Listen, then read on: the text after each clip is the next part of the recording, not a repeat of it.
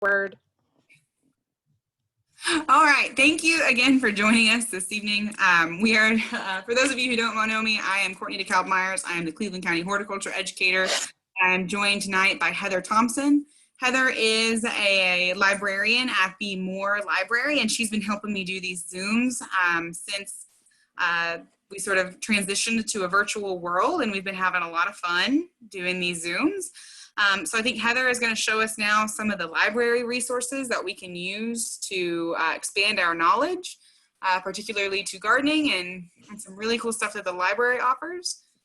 And so Heather, are you able to share your screen? Yes, I apologize for that. No worries. It's just part of the Zoom world we live in now. Okay, so for those of you who might not be familiar with the Pioneer Library System, we cover Cleveland, Pottawatomie, and McLean counties. And also we have a reciprocal agreement with the Metropolitan Library System. So this is our website, and I'm taking you here just so you can see there's so many things. It would take us quite some time to cover them. But as Courtney mentioned, we have a lot of resources that can help you and your family. Right here are some online resources that can be for if you have students in your life, even up to some college level. Then right here are library services, and those are actually multiple options that some of like book discussion kits at the moment, those are not being checked out. But when we're back into the ability to check those things, like if Courtney wanted to do a book discussion group, that's something that we could look at to see if there was a kit available that would be suitable for her needs and make a book club happen. Then when the events calendar, I think, is a really good thing to look at. And I am going to click on that. You know, many things are virtual, just like we are here tonight, but there's lots of things available for various ages of people in your life. And especially if you have youngsters, the story times are really good. We have some very talented children's librarians. They are amazing because I am really shy about singing, and they sing and read books and all sorts of things virtually. And many of these can be found on the YouTube channel. And we just had our first on virtual job fair. So if anybody's, we're going to hopefully have more of those. And if anybody's looking for a job, keep your eye out on our library page to see if when we have more of those job fairs. We also have, oh, this is the pop-up. So that leads you to the online resources for kiddos and homeschool or even those in college. The movie boxes are open to be or accessible at this moment, but the fun stuff is the downloadables, because those are ebooks, audiobooks, videos, and Hoopla and Canopy are streaming options. And the neat thing about a book on Hoopla is Courtney and I don't have to duke it out if we want the same title. We can both have the same title at the same time for 21 days if we want to, which is really great. So that's my quick spiel, and thank you, Courtney, for letting me do that. I'm glad to be here tonight with all of you all. Thank you, Heather. I know I've definitely used Hoopla, and I've used Canopy, which is the video streaming service, and they're all really great resources. So I encourage you guys to go check those resources out. So tonight we are, let me share my screen real quick so we can get started.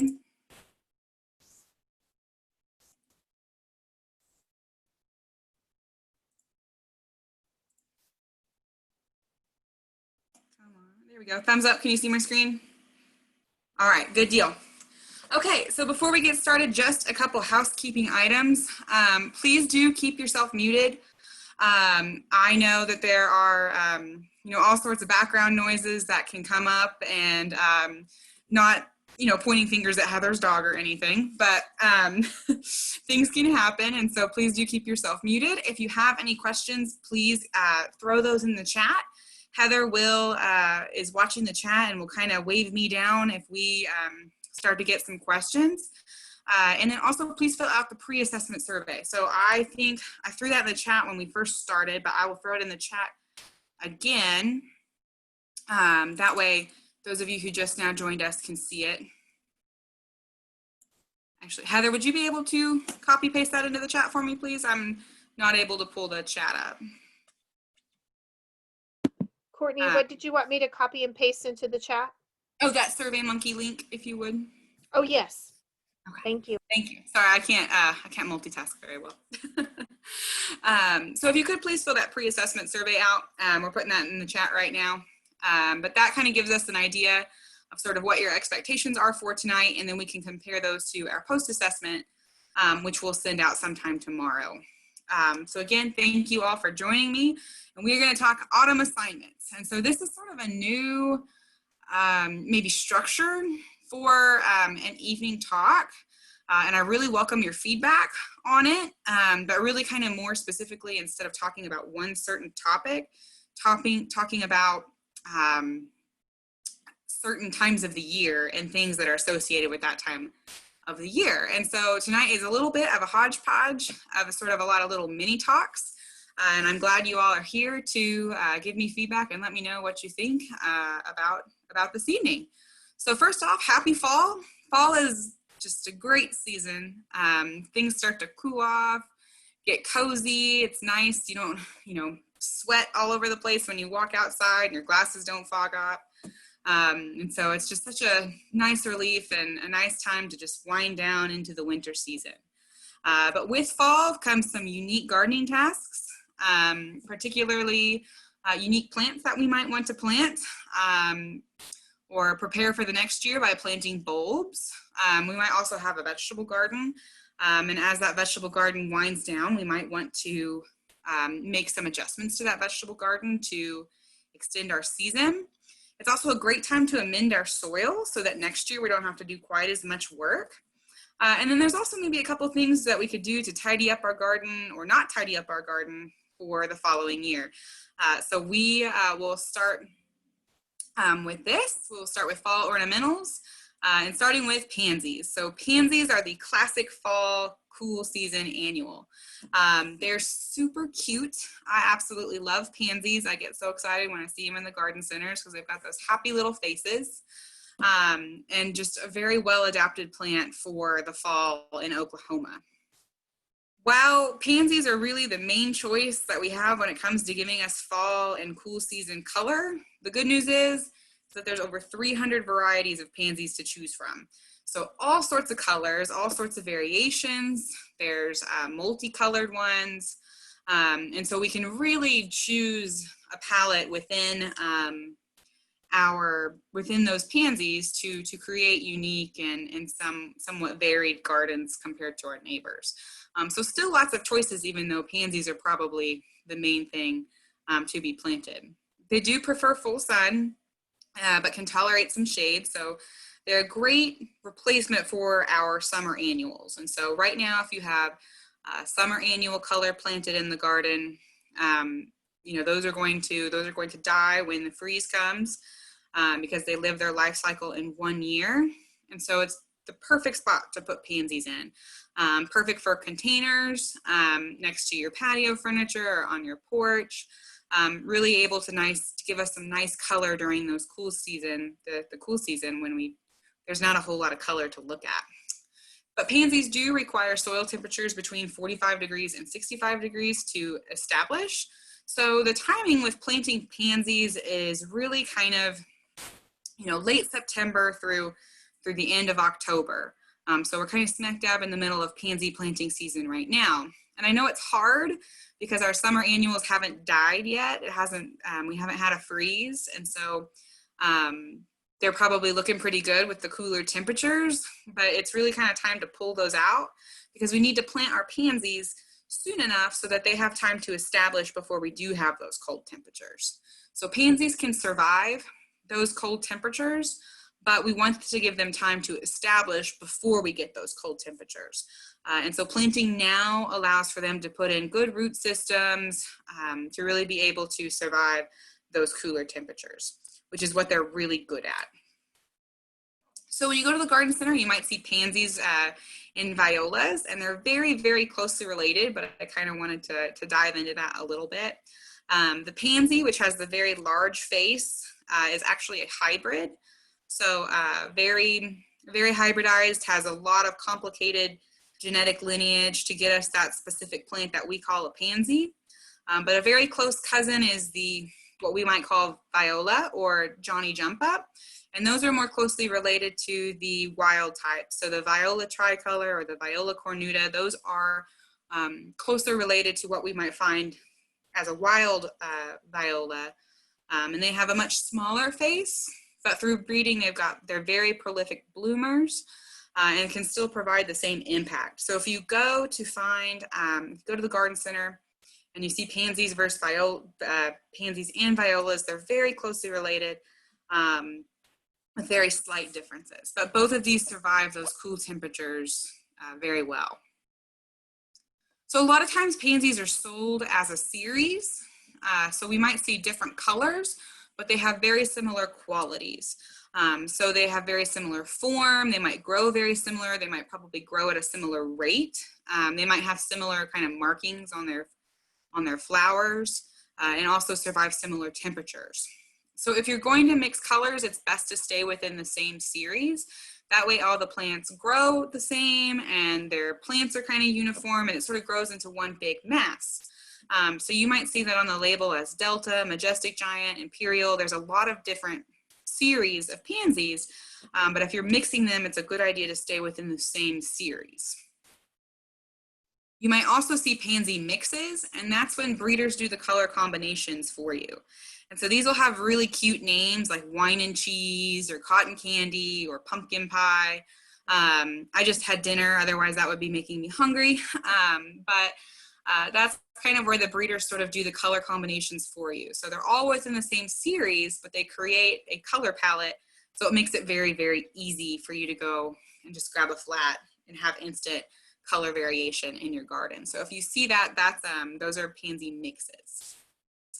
So when you go to the store to select perfect pansies, there are some things you kind of want to look out for. First, check to make sure there are no diseases or unhealthy looking qualities. You get what you get when you buy a pansy. So if it's already been, or any plant for that matter, but when you purchase it, you want to make sure that there's no spots, no yellowing foliage, no spent blooms. These are all indicators that that plant's not quite as healthy or it's been in that pot for a very long time and might slowly be starting to decline. So check for those items when you purchase your pansies. Pansies should also be compact. So we don't want a whole lot of space in between the leaves. So that picture there on your right of leggy plants has quite a bit of space in between the leaves. We call those the internodes. So we want to make sure that the internodes are shorter. So nice compact plants, and typically you want that to be proportional with the container size. So you don't want it to have outgrown its container or be too small in its container. So look for compact plants that are proportional with their container size. The root ball should also be well developed, but not root bound. So you should be able to pull that pansy out of the pot and that root ball will hold together, but not be so intertangled with lots of circularly growing roots. So that picture on the left, that's a nice, well-developed root ball, but on the right, that was popped out of the cell and that root ball was slowly starting to fall apart. So we want it to be able to stay together so that it can withstand transplanting and be able to establish fairly quickly. If it doesn't have a very good developed root system in the pot and we throw that in the ground, it's going to struggle a little bit to adjust to that change. So when you've picked out your perfect pansies and you're heading home to plant them, you want to make sure that they're planted in well-drained soil. They don't like wet feet. They don't want to have to sit in water. When you go to plant them, make sure that you have removed all the old vegetation from any plants that were there beforehand. So if you are planting into an area that had summer annuals in it, make sure to pull all those up. You don't want any roots or leaves or anything because that's just an overwintering spot for diseases and insects and other problems. So make sure to get rid of all that before planting your pansies into that area. It's a good idea to add organic matter to help with drainage and nutrient retention. So things like compost or sphagnum peat moss. It can really help break up that soil and make it nice and very loose and easy to plant into. When you go to plant pansies, you really want to avoid fertilizing with high rates of nitrogen. If you fertilize with high rates of nitrogen, the pansies will grow very quickly and have a lot of new growth on them. And when we get a freeze, that new growth is very tender and not quite as resilient to the cold temperatures that we're about to get. So you really don't want to give them a big boost, because if you do, we'll get those cold temperatures and they'll set in and it'll damage that new growth. So hold off on that high nitrogen fertilizer until the spring. And you also want to give them about 6 to 10 inches. It might seem like a lot of space when you first plant them, but they will fill out and give you that nice instant color for the winter months. So pansies are very resilient when it comes to withstanding the colder temperatures, but some winter protection is required if air temperatures drop below 20 degrees Fahrenheit for several hours. And so this doesn't happen too terribly often in our area, where we get those really cold nights. I mean, maybe 2 or 3 times in the winter. If it does, you can mulch heavily with some kind of mulch, or maybe a pine straw, or something that's easy to kind of put on top and then rake back. That way we can really insulate those pansies when we get to those really cold temperatures. And so after the temperatures rise back up, rake them back, and they'll be perfectly fine. But they can withstand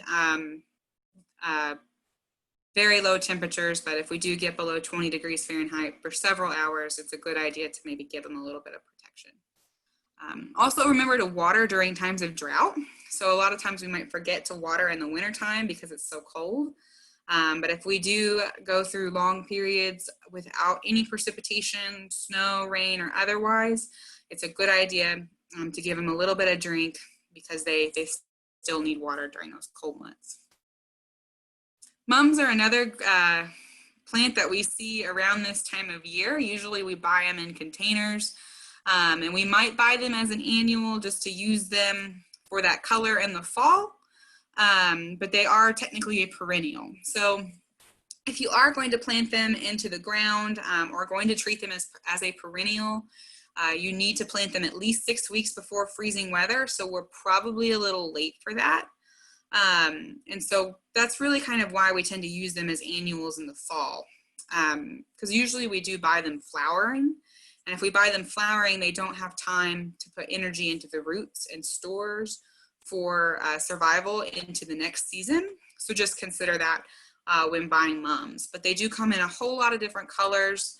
If you've got very small spaces, you might do a nice warm color to kind of make that space feel a little bit more cozy. You might pair them with your pumpkins. If you've got a spot where it's very far away and you want to catch your eye, choose very bright colors, pink, purples, yellows, all great options. They do really come in almost every color. They prefer full sun, about 6 hours. Again, well-drained soil. They don't like to have wet feet. Also, if you want to keep them blooming, it's a good idea to pinch them. So as the blooms fade, go in and kind of pinch those blooms off, and that can regenerate another bloom for them. Ornamental cabbage and kale is another option we have in the palette for this time of year. It's not necessarily edible. I imagine you could eat it and you wouldn't get sick, but I really would think it would be tough and kind of nasty. So I don't recommend planting this one or treating it as you would a vegetable garden. It's really meant for the aesthetic value. But these are bred to have colored centers, usually in white, pink, red, purple. And they come in different textures. Usually the smooth textured ones are referred to as ornamental cabbage, and then the rough textured ones, like that one in the picture, is referred to as ornamental kale. So that's kind of they're very, very closely related. They're really the same species, but sometimes that's how they're distinguished. It does tolerate freezes, but it will not, when we get into the spring, it will begin to bloom. So that cold period triggers blooming in these plants, and that's when we'll know that we need to pull them up next spring. They are heavy feeders. They like a lot of fertilizer. And so it's a good idea before planting them in the location that you're going to plant them to put in some kind of slow release fertilizer, maybe like Osmocote, that will continually give them a little bit of food throughout the winter season, because they do like quite a bit of nutrients. Now these are, just to kind of wrap up a little bit, other cool season annuals that we can use. These don't necessarily tolerate freezes like pansies do, but maybe if you're having company over or you really want to spruce up a bed for something you've got coming up, these can be great options to add in some color this time of year. They won't make it through the winter necessarily, depending on the kind of winter we had, but do add quite a bit of nice variety. So some of those plants would be snapdragons, sweet alyssum, dianthus, and dusty miller. That's snapdragons there on the right. But this, I say, these wouldn't really tolerate freezes. These are also great options for very early spring. So again, if maybe you're having people over for Easter or something, and it's not quite time to put in your summer annuals, and you want maybe a nice container, you could also use these that time of year as well. So they'll tolerate low temperatures like 30s and 40s, but not necessarily consistent freezings. So this is a picture of some dusty miller planted in around some sweet alyssum, just kind of a nice contrast there. I will say, I think we tend to treat dusty miller as an annual, but from what I've seen and talking to other people and their experiences, that it is hardy here, and that it does tend to overwinter and make it through. I know it's in Heather's yard, and she's had it for a couple years, but it is one that I think we treat it as an annual, but it does survive our winters here. And then dianthus, of course, has that lovely little white or lovely little pink flower, comes in whites and reds. And so those are some other options to add some color into your fall or early spring garden. So now we'll move on to spring flowering bulbs. So spring flowering bulbs, now is the time to start planting them. So we can really plant spring flowering bulbs as early until early November. So bulbs have to go through a period of vernalization, which is where they experience cool temperatures, and because they experience those cool temperatures for a certain amount of time, that's how they know to flower. So we need to put them in now so that they go through our cool season of winter, and we know that they will pop up in the spring when the time is right. So that's kind of, they got to experience nature in that way. Forcing bulbs is another possibility, so we can kind of trick them by putting them in our fridge for about 4 to 6 weeks, and so they think they've been through winter. But it's also just a good idea to go ahead and plant those now so they have time to adjust. Not all bulbs are actually bulbs. So we kind of sort of refer to bulbs as this overarching term for sort of any underground storage tissue. But botanically, not all bulbs are actually bulbs. So true bulbs would be like a tulip. So tulip, that's actually the example there on the left. Tulips are a tunicate bulb, so they have kind of almost like, another example would be an onion, but they have perfect layers that go around all of the bulb. But another example of bulb would be lilies, and they're actually a scaly bulb. So they kind of look more like an artichoke with lots of little scales. So those are actually true bulbs. We might also have corms. Corms are underground stem tissue. And so examples of corms would be crocuses, gladiolus. Those are all examples, but we sort of lump them together as bulbs. And then dahlias, those aren't necessarily ones we would plant now. They're more tender, but they are actually tuberous roots. And so very fleshy storage roots that we would use to plant.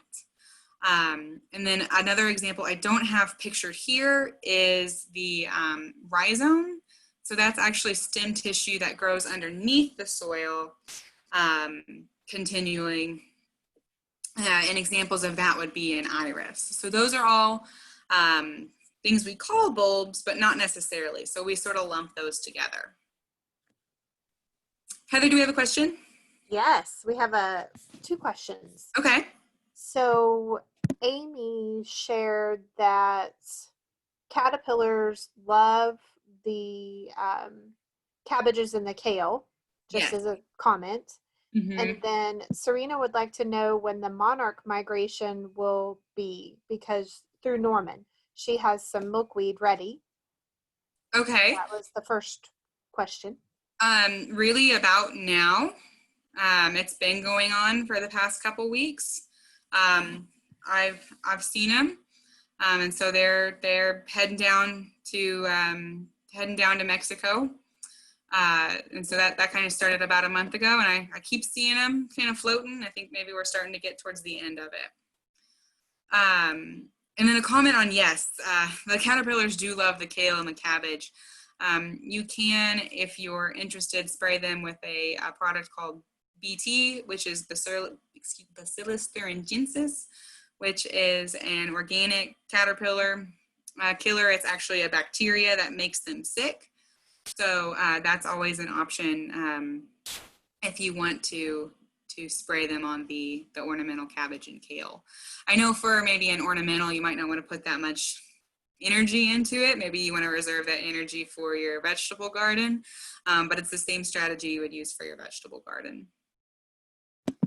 So, go ahead.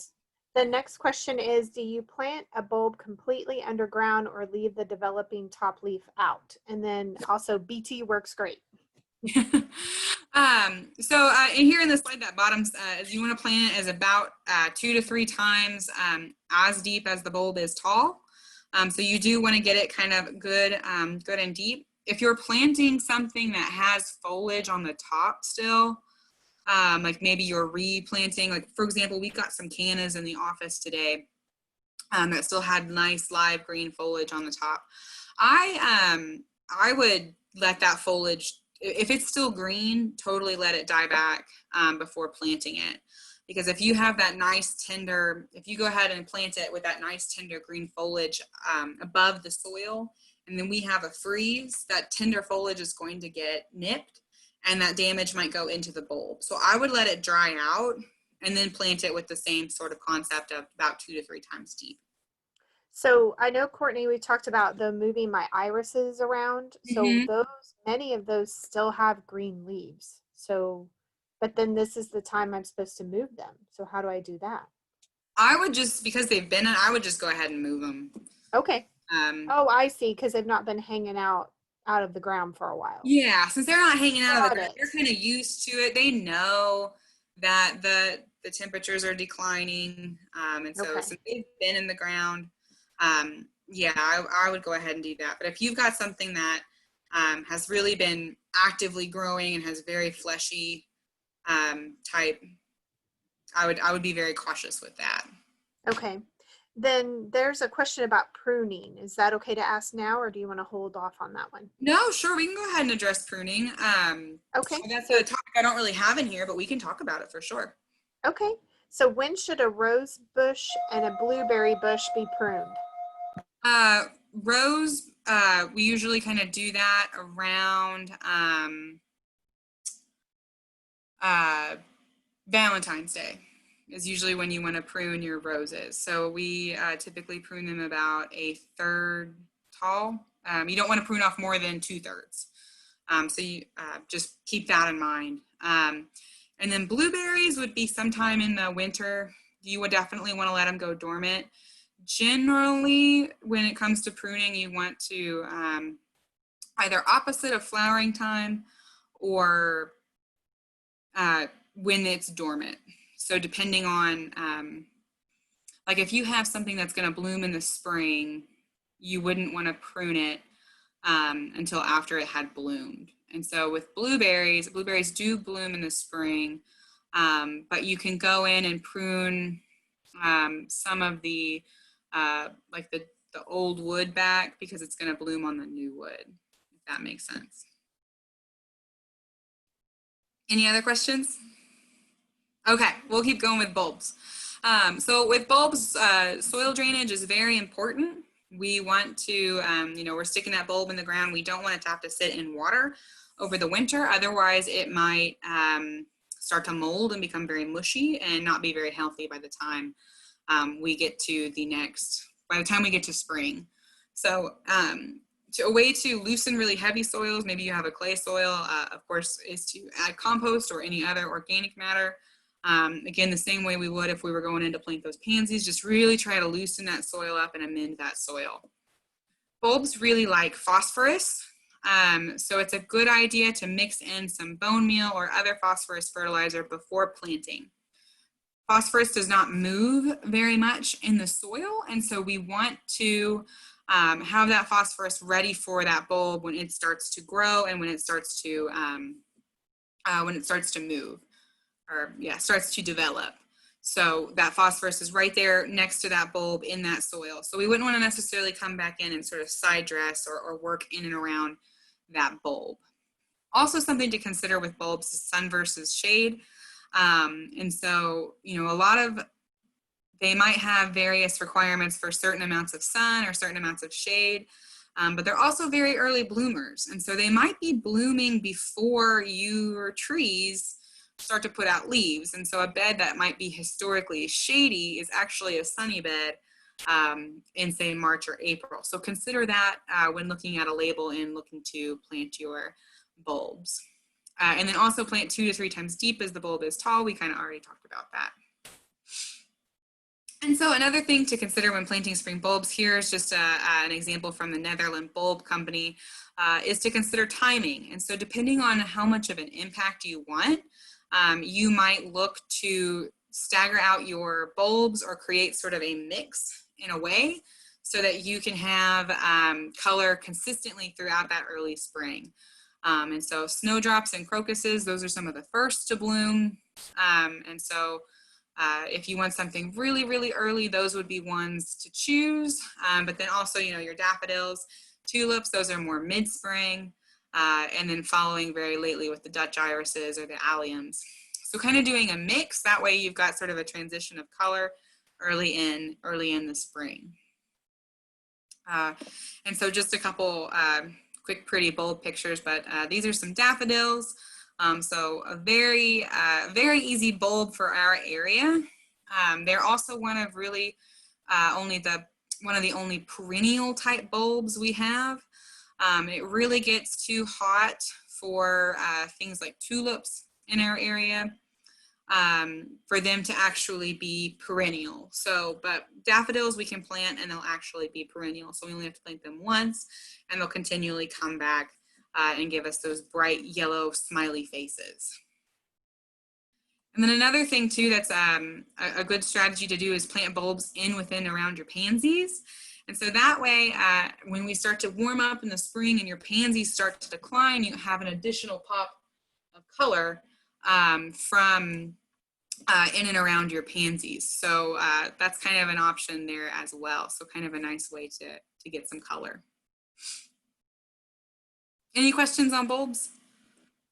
Okay. Yes, we have one more. Do we water bulbs do we water bulbs in or leave them to nature?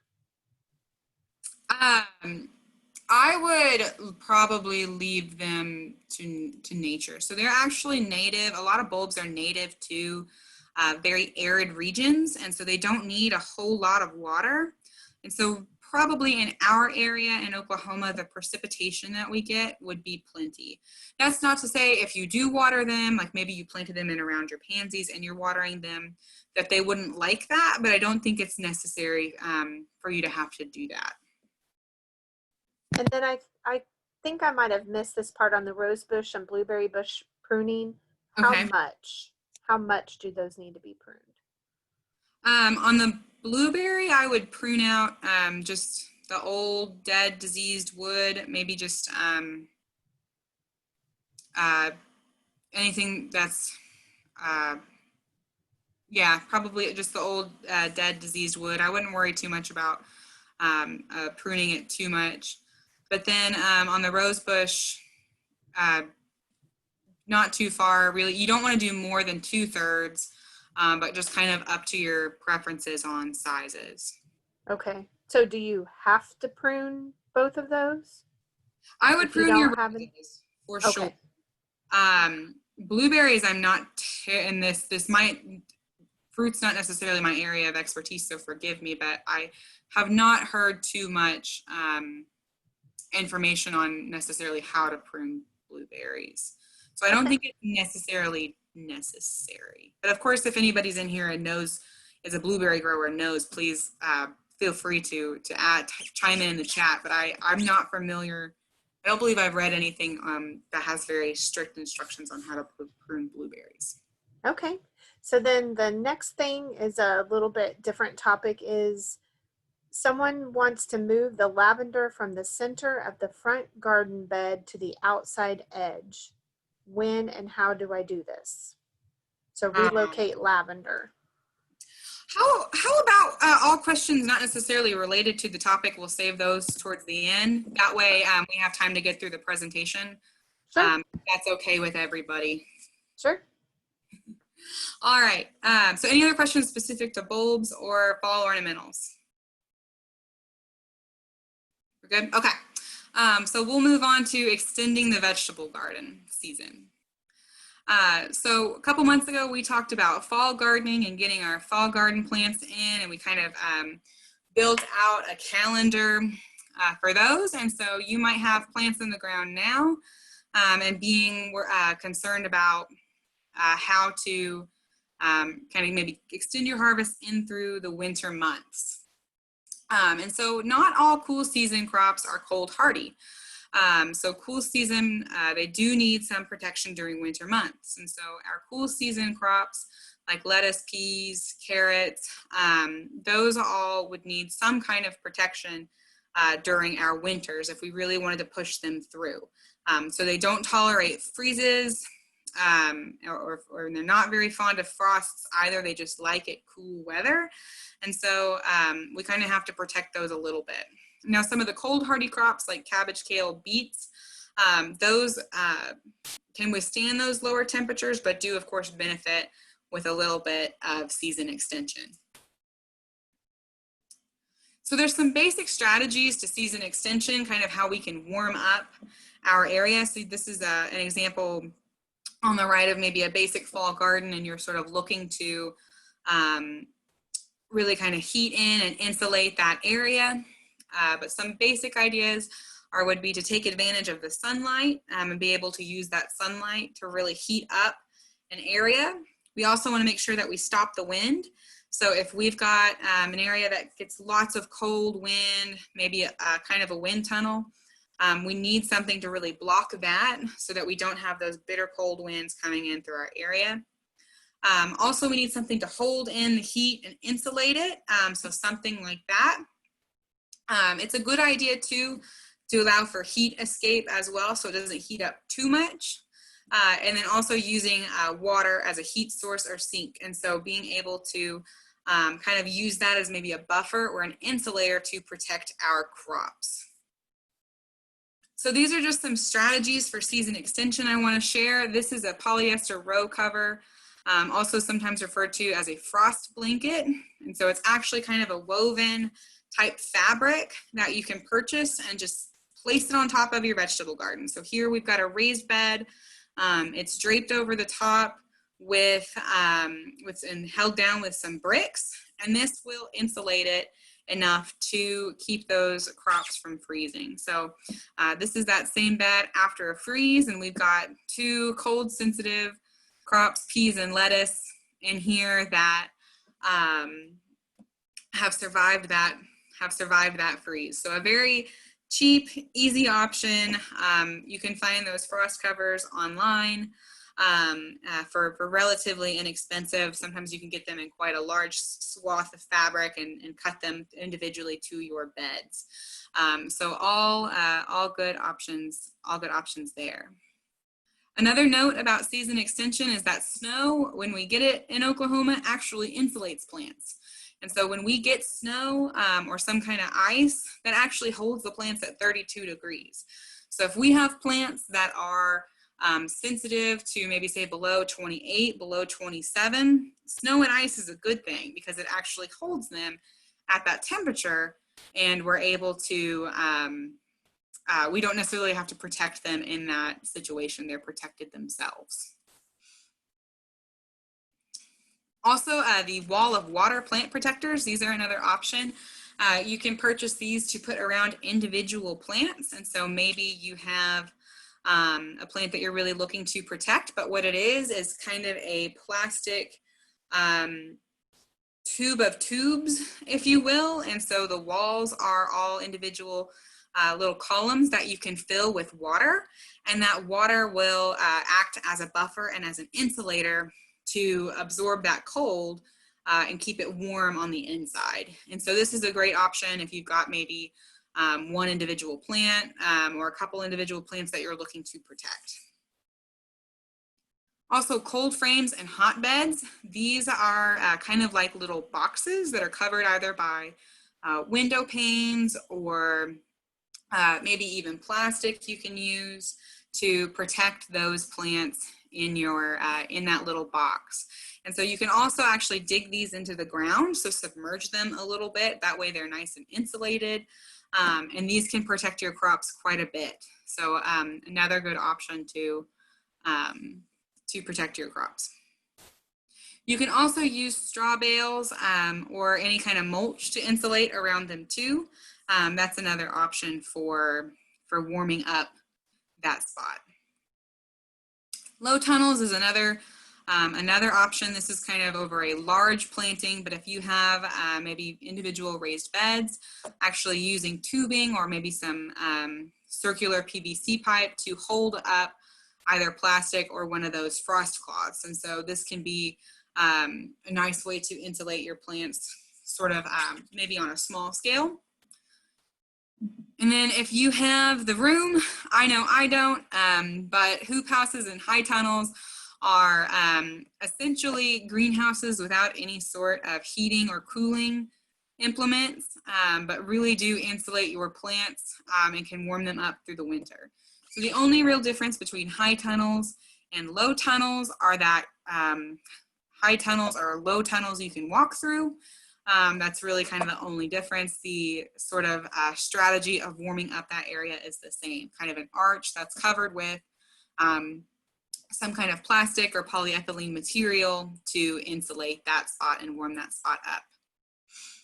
And the nice thing about hoop houses or high tunnels and even low tunnels too, if you have them installed, is that they can double as a shade structure during the hot months. And so that's a question that kind of comes through our office a lot. How do you continue to garden in July and August when the temperatures are very, very hot and nothing seems to be happy? Is actually sort of doing the same thing, but using a shade cloth to cool that area. Any questions on season extension?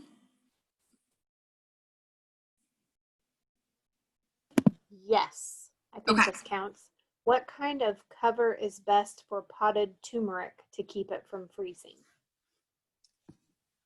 Potted turmeric. So turmeric is a rhizome. So that is something I would just dig up and store in a nice dry location until the spring. So you could use a frost cloth or something, but really the botanical nature of that plant is going to be to more so dig that rhizome up and let it store through the winter.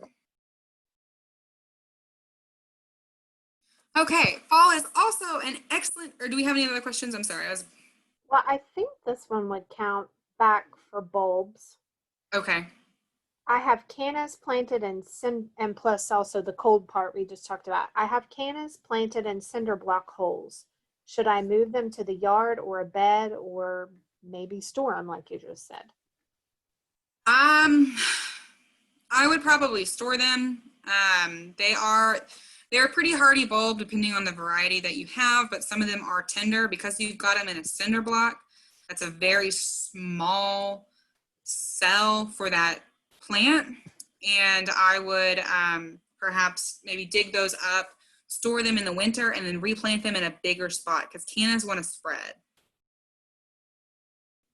And so, good on questions? Okay. So now we'll move on to amending the soil. So fall is an excellent time to amend your soil. And then that way, you really don't have to do quite as much work next year. And so kind of allowing things time to break down naturally can be a good option for the fall.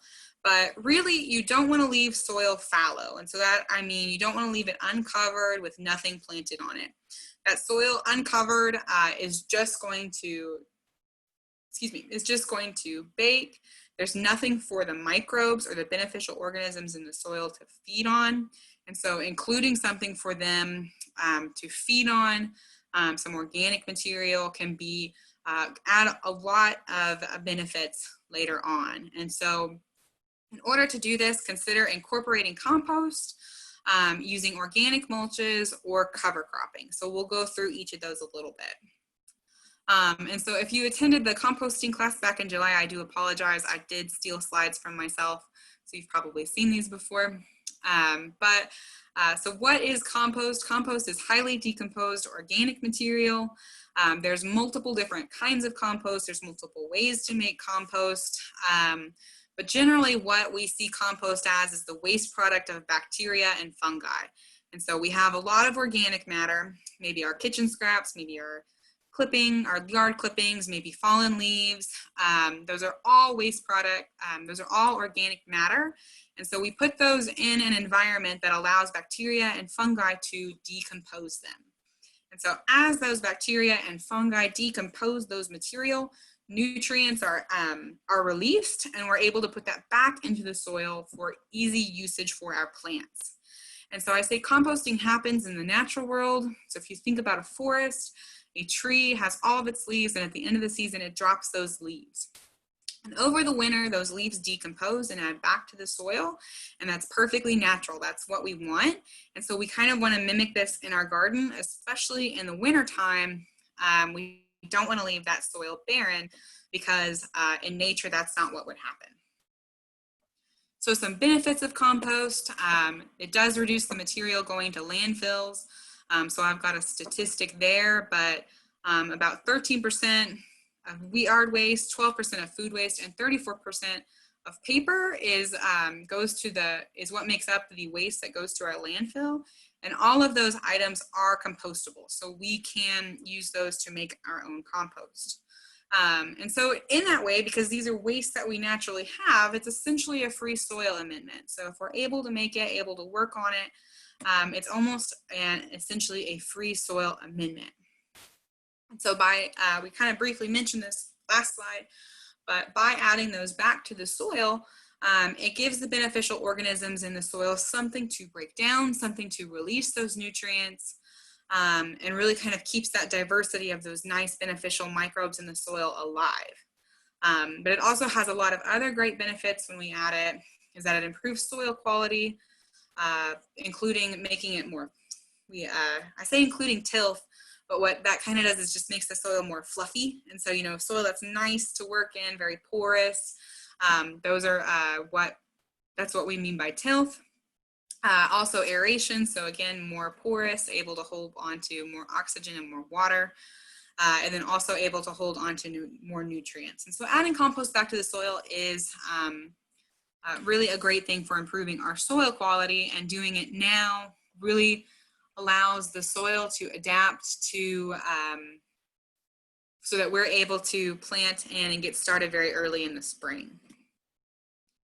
So when we talk about composting, we mostly talk about microbial composting, which is this process of turning, monitoring the carbon and nitrogen ratios, and then checking the temperature to make sure that it's heating up and those microbes are working. It's a very fast process, and it's very easy in the summertime because those microbes are very active. In the wintertime, it becomes a lot harder because those microbes are not so active. They're not as active when it's cold outside, and so our composting that we might normally do in the summertime is not as feasible as what we call cold composting. And so cold composting is really allowing compost to break down microbially, but also just very slowly. And so it does take a long time, but it is a lot, maybe it's the lazy way to compost, but almost in a good way.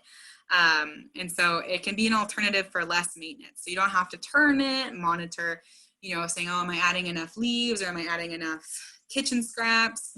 And it really just kind of all sort of decomposes together very slowly. And you end up with a kind of just decomposed organic matter that you're able to use in the same way you would use compost. And so again, like I mentioned, cold composting, though it is a nice alternative for less maintenance, it's much easier to do in the cooler weather when it's difficult for those piles to heat up. So in the summer, you know, we might be able to turn around compost in a matter of weeks. Cold composting is going to take more like months, which is why it's a great thing to do now for the spring. So these are just a couple of methods of cold composting, and this is from Oregon State Extension Services Article 3 Methods for No-Turn Cold Composting. And so if you're interested in this, I would check that article out for a little bit more information. But first would be sheet mulch composting, and this is really kind of the idea of making a compost lasagna. And so put down a layer of, say, leaves, and then put down a layer of, say, kitchen scraps, and then put down a layer maybe you have some pine straw, maybe you have some shredded paper, but really just kind of layering it so that you end up with sort of a mix in your little compost lasagna. And so you can do this in a pile if you want to. If you've got maybe a bin that you don't turn as much, that would work as well. But essentially just do it in a pile. But also it can be done in an existing garden bed. So if you have a garden bed, and you know, oh, I'm going to plant there next year, you can do this in your garden bed as well. Or if there's a new location that you're looking to plant, this would work as well. So maybe put down some cardboard in that spot to smother out the grass, and then sheet mulch compost on top of that cardboard. In situ or in place composting is another option. And that is just essentially digging it, burying it, and letting it decompose. And so the thing you want to know with this one is to make sure to bury it at least 12 inches deep. That way critters who are maybe looking for food don't come by and dig up that for them, dig up that compost for you. So you don't want that. So make sure to bury it nice and deep. That way you don't have anybody coming to get those food scraps. And then also trench composting. So if you had a garden bed or somewhere that was near, what you could do is to actually dig a trench and then put your composting materials in that trench throughout the winter. And then as it starts to decompose, actually move that soil back up and kind of mound on top of that, and then plant back into that during the spring. And so these are 3 methods of cold composting. So you don't have to go out there and make sure it's getting hot, turn it a whole bunch, kind of the lazy way to compost. So moving on to organic mulches. These are a great way, again, to add organic matter and to feed the microbes in the soil through throughout the winter. And so when I say organic, I don't necessarily mean certified organic. And so, you know, even if you're not concerned with being an organic gardener, it's still something I really encourage you to do. And so organic just means that it's going to break down over time and add small amounts of organic matter back to the soil. So it's put on top of the soil, the microbes and the earthworms are all able to eat it, and it breaks back down into the soil, really kind of improving that soil quality. And so during the year, mulches have a lot of other benefits like retaining moisture and helping with soil temperature and controlling weeds. And so those might not be as much of a concern for us when we don't have plants, but it's also still very important to keep that soil covered so that we don't just leave it barren for the elements throughout the winter. And so these are some examples of organic mulches. And so a lot of times I'll get asked, what's the best organic mulch? And I just say, you know, use whatever you have. So if you have a big tree in your backyard that drops a lot of leaves, use those leaves. If you've got a pine tree, use that pine straw. And so, you know, kind of use what you have as a mulch, and that can be a great way for those to break down. And then last but not least, is cover cropping. These are a great, this is a very good way to amend your soil. Sometimes cover crops are also called green manure, but it's really this idea of growing out a plant and then killing that plant after it's just begun to grow, and then tilling it back into the soil so that it will decompose for us. And so we really want to, we usually choose annual cover crops. That way they don't become very woody, they're not very high in lignin, and they break down very quickly. So examples, we've got a lot of examples coming up, but the idea is that we grow them out, we mow them down, and then they'll decompose very quickly. And so we oftentimes hear about cover cropping more so related to maybe small scale agriculture or vegetable production, but it can be done on a small scale, and I would love to see more gardeners doing it in their garden to improve the soil. So, you know, you can still do it in a 4x8 raised bed. You don't have to be a commercial grower to do cover cropping. And so some benefits, you know, adds organic matter, so that's food for those microbes. It also enhances mycorrhizal populations, and so mycorrhizae fungi are beneficial fungi in the soil. And so having something for them to, the roots of the cover crops, having them being able to have that relationship throughout the winter can be very good. If you choose a legume cover crop, which is in the bean family, that will actually fix nitrogen and add it back to your soil. It also suppresses weeds, and so as you've got the cover crop there, as it grows very quickly, it can kind of shade out weeds in the area. Also reduces erosion, so if you have, you know, if you leave your garden barren and it's just totally open, and we get a nice big rainstorm sometime in January, you know, some of that soil might erode. But if you have a cover crop there, then it's really holding that soil in and can reduce that erosion. Some cover crops, particularly those of the grass family, have very deep root systems.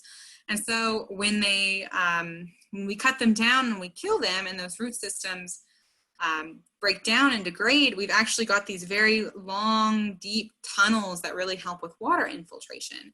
And so using a grass cover crop can be a way to do that. Also decreases nutrient loss and can also attract beneficial insects. That's probably more of a benefit if we were to do like a summer cover crop, but it's still something to consider. So these are just a couple examples of legume cover crops. And so if we were going to do a winter cover crop, it's not too late now to plant cover crops. We might want to go with crimson clover, field peas, vetch, or subterranean clover.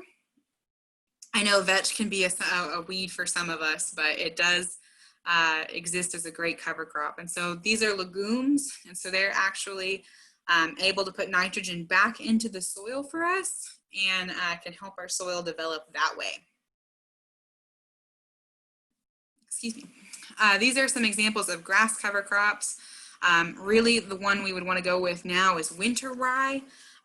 Winter rye has a very deep root system and can really help with water infiltration and breaking up very heavy soils. And so that's a good one as well. And then other cover crops, buckwheat. Buckwheat is very fast growing. And so if you really kind of want to get a cover crop in and then maybe you're looking to plant early, buckwheat is a great one. Also the flowers are excellent pollinator attractors. And then also any of the brassicas, or sometimes referred to as a tillage radish. Those have very, very deep, thick tap roots and really can bust up heavy soil. So, you know, depending on really kind of the soil you're dealing with or what it is you're looking for, you can kind of choose your cover crop in order to sort of mitigate whatever soil issues you might have. A lot of times too, you'll see when you go to purchase cover crops, they might be sold in a mix. And so you might just see winter annual mix, and that might be a mix of crimson clover, buckwheat, and perennial rye. And so it's actually a mix of all three of them and really kind of working to do all of those all at once. And so you might also see that if you go to purchase cover crop seed. So just some guidelines for planting cover crops. You want to prepare the soil as if you were planting vegetables, and so make sure to till it, make sure it's kind of loose as best you can. If you are planting non-legumes, so any of the grasses or maybe the buckwheat or the radish, you would want to go ahead and fertilize with a little bit of nitrogen. That way we have time for them to kind of grow and grow fairly quickly. If you are planting legumes, you don't necessarily have to fertilize those with nitrogen. They're going to put nitrogen back into the soil for you, but you probably want to inoculate them. That'll get you the best results. And so inoculating them is actually a bacteria that helps them be able to fix that nitrogen more quickly. And so you can find that usually for sale with cover crop seed, depending on where you're purchasing it from. Afterwards, cover it with a nice thin layer of soil, maybe just kind of rake it in really lightly. And then also keep the soil moist until seedlings emerge. And so, you know, you want those seeds to come up, so water it regularly. And then once they come up, you can cut back on watering. You don't have to worry too much about watering it.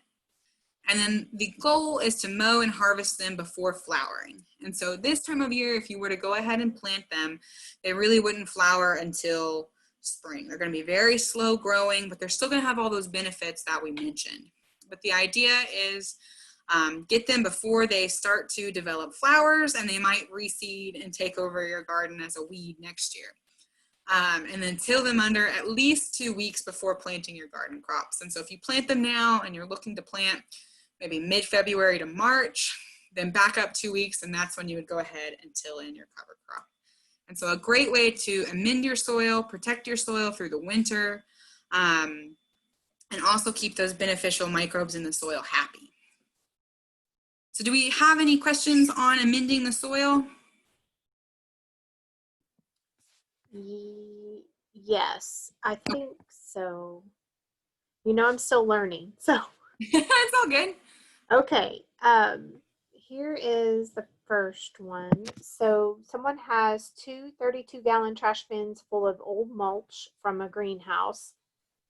And how much of that old mulch can be added to beds so that it breaks down by spring? So I guess like if it's old and it's not very tough, you could go ahead and add pretty much, you know, mulch. I mean, depending on how big the bed is, you'd probably want to do like 1 inch to 2 inches on top of your soil. Okay. And then could a compost tumbler work for cold composting? You could, you know, usually with cold composting, you don't necessarily have to turn it. And so you could still tumble it in the winter time and sort of do a warm composting, especially if it's black and it's able to heat up. It's just going to be a lot slower than it is in the summertime. And so it's not impossible. It's just going to be very slow. Okay. And then the in situ, am I saying that right? Composting. Yeah. It says bury the leaves at 2 inches deep. And then I think I might be missing part of the question on that one. Something about the leaves. Say 12 inches. Oh, 12 inches. 12 inches. Yeah, we want to do it pretty deep. That way we don't have critters come in and dig it back up for us. Okay. And then can you plant cover crops over your bulbs? I wouldn't. I would not do that. You're going to go back in and you want to till those cover crops in. And if you till those in and you have bulbs planted there, that's totally going to disturb and tear up your bulbs. And so no, I would not do that. Okay. So then you mentioned the VTech. Am I saying that right? The VTech? Yeah, was that? Oh, Vetch. Vetch. Sorry, I'm such a new beginner gardening person. Yay. It's all good. It's all good. So, okay, so a person planted that and had weevils. So should they then plant a different cover crop? Yeah. Well, I guess my question would be, were the weevils on the vetch or were the weevils on your vegetable garden the next year? If they, I mean, I would probably go ahead and switch it up just to see if that fixes the problem. You know, maybe it just totally depends on if the weevils were there for your veggies. I mean, if they were there for the veggies, then, you know, it's not to say that they overwintered that way.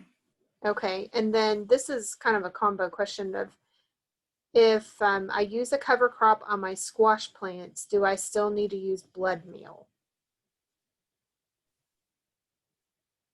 I would get a soil test. If you're using a nitrogen fixing cover crop, you're going to have more nitrogen in that soil, but it's always a good idea to continually side dress throughout the season with a nitrogen fertilizer. And so you might not have to use quite as much, but you may get a soil test just to see where you're starting with to make sure that you don't have too much. I wouldn't think you'd have too much. Nitrogen moves a lot in the soil. And so, but you can always double check that with a soil test. Awesome. Okay, I've only got a couple more slides left, but these are just a couple tidbits for tidying up the garden before the winter season. And so first, I know no one likes to talk about lawns, but they need to be talked about. So it's a good idea to go ahead and clean up your lawn, especially if you have a Bermuda grass lawn. So mow and neatly edge before the first killing frost, and then that way you don't have to mess with it. It's all, as it goes dormant, it looks neat, and you don't have to mow again until the spring. If you do have a cool season grass like fescue, you can still plant or establish cool season lawns right now, but we are getting to the tail end of that. And so you might want to go ahead and get that done soon if you're looking to put in a fescue lawn. If you do have a cool season or a fescue lawn, you can lower your height now. We usually want to keep fescue pretty tall in the summertime. That way it's able to pull up more water. Now when we're starting to get to a time where it's not so hot and we're actually in its ideal growing season, we can lower that back down to 2.5 inches. Also, it's I will make a plug for leaving the garden messy. You don't have to leave it as messy as it is in that picture there, but it does benefit wildlife if you leave your garden just a little bit messy. Migratory birds are able to eat the seeds and the dried fruit from your garden, and so if you chop that all down at the end of the season and you throw it in the compost pile, then the birds aren't able to get to it. And so leaving some dead seed heads, dried out seed heads, dried fruit provides food for the birds. It also provides a ground dwelling habitat for ground dwelling birds and other wildlife.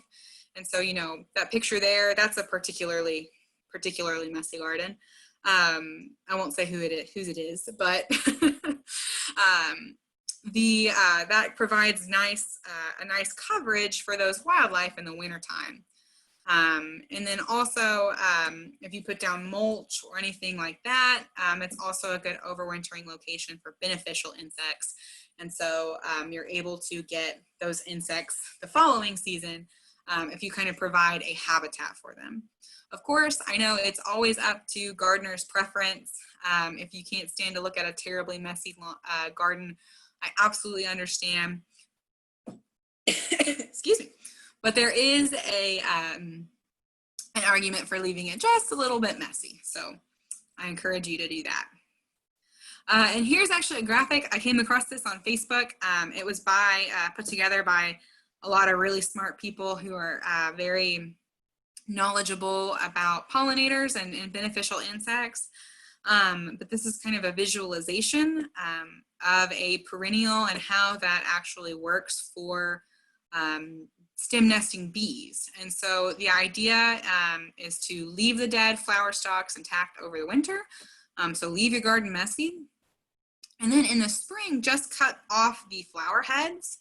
And that will actually leave a nice tube for those female bees to lay their eggs inside the stems. And so as summer comes along, the new growth will actually cover up that old growth. And then you don't have to look at it necessarily, but it's still providing a habitat for those bees throughout the fall and winter. And so then you do it all over again and continually sort of leave those flower stalks for those bees to dwell in. And so I think, you know, this is a graphic, but things like maybe Echinacea or Rudbeckia, this would be a great strategy to do on plants like that. Now, tender perennials, we kind of sort of touched on this while we were talking about cannas, but if you have any tender perennial bulbs, now is a good time to dig and store them. But you want to let it frost first. So we want to let it freeze, and then that way that freeze will kind of sort of go back and that bulb will sort of harden off in that spot. And then you can dig them and they let them dry out through the winter time. And so if you have anything like very tender cannas or elephant ears, dahlias, caladiums, this is all something you would want to do after the first frost. So let it kill back that foliage, and then you'd be able to bring them in because they won't survive our winters. So if we have them and we leave them just in the soil, we leave them be, then we end up, they won't make it back next year because they're more tropical type plants. And then also houseplants and tropicals, when our temperatures drop below the 50s pretty consistently, it's time to move those tropical and houseplants that we have outside inside. And so if you have a sunroom or a nice sunny garage, that is a great winter vacation home for them while you do that. And so they may need a few weeks to adjust to lower light and humidity. And so that's why we kind of want to maybe bring them in a little bit earlier than our frosts. That way they have time to adjust before temperatures really drop. And it's also a good idea to clean them and treat with an insecticidal soap before bringing them in. That way, if we have aphids or spider mites or anything like that, we can treat them before bringing them in, and we're not bringing those inside to our house. So always a good idea to check them and clean them before we bring them inside. So real quick, just some resources for you. I always encourage you to check out our fact sheet page. Been newly revamped, and so it looks really nice and very pretty. And you can go in there and search for any topic that you're interested in, and it will pull up any fact sheet or news release or press release on that particular topic. I also want to draw your attention to this particular fact sheet this evening. This is HLA 6408 Landscape Maintenance Schedule, and it is actually a month-by-month checklist of things that you can do throughout the year, certain months. And so I kind of built the talk around the October checklist this evening. And I really, I welcome your feedback if you like this style of presentation where we kind of go more based on, what do we need to do in the garden this time of year. Let me know. I welcome your feedback on that, and we can maybe do some other months in the future. But if you're curious, if you're like, what do I do this time of year? This is a great fact sheet to check out. And then as always, a shameless plug for my social media pages, our horticulture social media pages. Please check out Cleveland County Horticulture and then our Instagram page as well. I try to update these as best I can. Sometimes I get busy and I forget, so I apologize. But if we'll post things like garden tips for the time of year. If we're seeing a lot of calls come in, a lot of things come in through the office, we'll post about that. We'll be like, hey, we've had 5 bagworm calls come in through the office this week. Check your plants for bagworms, and then we'll also post about upcoming events or webinars that we're having. So thank you, and I will take any questions that you have. Okay, let's go back to the lavender one. Okay, so it was moving lavender from the middle of the bed to the front of the bed? To the outside edge. When and how to do that? I would probably wait until, you could probably do it now. Usually when it comes to moving things, you want to move opposite its flowering time. And so lavender flowers throughout the summer. And I do believe lavender tends to stay fairly evergreen in our area. And so I would think you could pretty much move it throughout the winter. So I would say probably now through spring would be an okay time to move it. Okay. Lavender really doesn't like wet feet. It's very drought tolerant, really likes kind of very poor soil, if you will. And so as you move it, don't amend that soil very much with compost or anything. Don't overwater it. That's not that's not that would be more detrimental than beneficial in a lavender situation. So we're going to go back to the vetch real quick. So the feedback was that the weevils were in the vetch seed pods. So again, does that mean that they should plant a different cover crop or treat the hairy vetch with neem oil on the pods? I would change your seed source first. Wherever you're getting those from, if they're coming with insects in them, that's not a good seed source. And then neem oil, weevils are a very hard-bodied insect. They're beetles, and so neem oil is not going to do anything to the weevils themselves. Okay, it looks like that's it. You've got Pat helping out and pointing out that blueberry pruning is in your fact sheets. Oh, thank you, Pat. I need to go double check that. And then someone said, thank you. Oh, thank you guys for being here. I'll send out post-assessment sometime tomorrow, so please let me know if you enjoyed this program, if you learned anything. So look for that email. And then also stay tuned to see if we have any webinars scheduled for the end of the year.